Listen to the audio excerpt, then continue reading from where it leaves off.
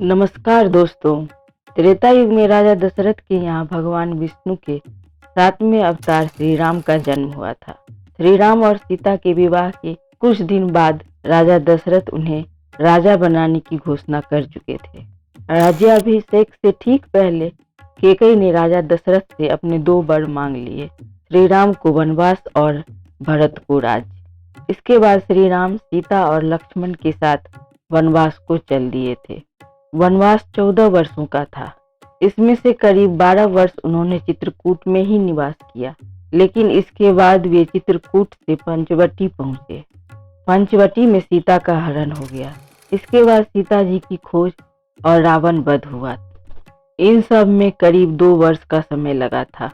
तो आइए दोस्तों, आज हम जानते हैं कि श्री राम ने वनवास के समय किन किन स्थानों की यात्रा की थी और अयोध्या से लंका तक का सफर कैसे तय किया। अयोध्या से चित्रकूट। वनवास जाते समय श्री राम, लक्ष्मण और सीता अयोध्या से सुमंत के रथ पर बैठकर निकले थे। सबसे पहले उन्होंने तमसा नदी पार की। इसके बाद श्रृंगवेरपुर से गंगा नदी पार करते हुए वे प्रयागराज पहुंचे थे।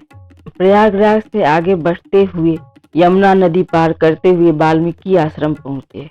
इसके बाद वे चित्रकूट पहुंचे थे। अयोध्या से चित्रकूट की दूरी करीब 270 किलोमीटर है। इस यात्रा में करीब 140 किलोमीटर की यात्रा सुमंत के रथ से और इसके बाद पैदल चलकर चित्रकूट पहुंचे।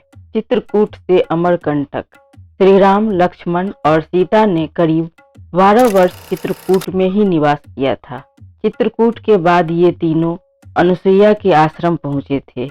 यहाँ से टिकरिया, सरभंगा आश्रम, सुतीक्ष्ण आश्रम, अमरपाटन, गोरसरी घाट, मार्कंडेय आश्रम, सारंगपुर होते हुए अमरकंटक पहुंचे थे। चित्रकूट से अमरकंटक की यात्रा करीब 380 किलोमीटर की थी। अमरकंटक से पंचवटी। अमरकंटक के बाद श्री राम, लक्ष्मण और सीता पंचवटी की ओर चल दिए थे। पंचवटी में गोदावरी नदी के किनारे पर उन्होंने कुटिया बनाई थी। उस जगह पर गोदावरी धनुषाकार थी। यही श्री राम और जटायु का परिचय भी हुआ था। जटायु ने श्री राम को बताया था कि वे राजा दशरथ के मित्र हैं। पंचवटी में एक दिन शूर्पणखा पहुंची और वह श्री राम पर मोहित हो गई थी। उसने श्री राम से विवाह करने की बात कही तो श्री राम ने मना कर दिया। उसके बाद शूर्पणखा लक्ष्मण के पास पहुंची थी। लक्ष्मण ने भी विवाह करने से मना कर दिया तो शूर्पणखा सीता को मारने के लिए आगे बढ़ी तो लक्ष्मण ने उनकी नाक काट दी। शूर्पणखा वहां से खरदूषण के पास पहुंची। खरदूषण पंचवटी क्षेत्र में रह रहे थे। खरदूषण श्री राम, लक्ष्मण को मारने पहुंच गए। श्री राम, लक्ष्मण ने उनका वध कर दिया। इसके बाद शूर्पणखा रावण के पास पहुंची और रावण ने योजना बनाकर मरीचि की मदद से सीता का हरण किया। पंचवटी से किष्किंधा। सीता हरण के बाद जटायु ने उन्हें रावण के बारे में बताया तो श्री राम पंचवटी से दक्षिण दिशा की ओर आगे बढ़ने लगे। पंचवटी से करीब 1255 किलोमीटर की यात्रा करने के बाद श्री राम दक्षिण दिशा में किष्किंधा राज पहुंचे। उस समय किष्किंधा रामेश्वरम से करीब 25 किलोमीटर दूर ऋषिमुख पर्वत पर स्थित थी। हनुमान जी ने श्री राम से पहली मुलाकात में पूछा भी था कि आप पंपा नदी के किनारे क्यों घूम रहे हैं। वर्तमान में पंपा नदी सबरी आश्रम से अयप्पा स्वामी मंदिर के करीब 4 से 5 किलोमीटर दूरी पर है। इससे स्पष्ट होता है कि किष्किंधा नगरी दक्षिण दिशा में पंपा नदी के पास ही थी। किष्किंधा से लंका। किष्किंधा में श्री राम ने बाली को मारकर सुग्रीव को राजा बना दिया था। इसके बाद सुग्रीव ने चारों दिशाओं में सीता की खोज में वानर सेना भेज दी थी। दक्षिण दिशा में हनुमान जी, अंगद, जामवंत, नल-नील आदि वानरों को भेजा था।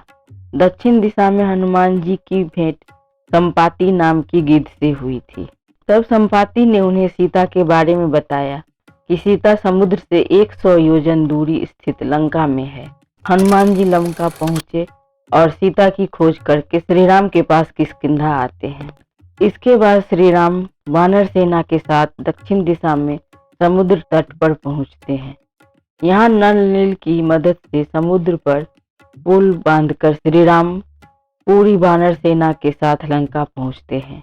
लंका में श्री राम ने रावण का वध करके सीता को मुक्त कराया। इसके बाद श्री राम पुष्पक विमान से अयोध्या लौट आते हैं।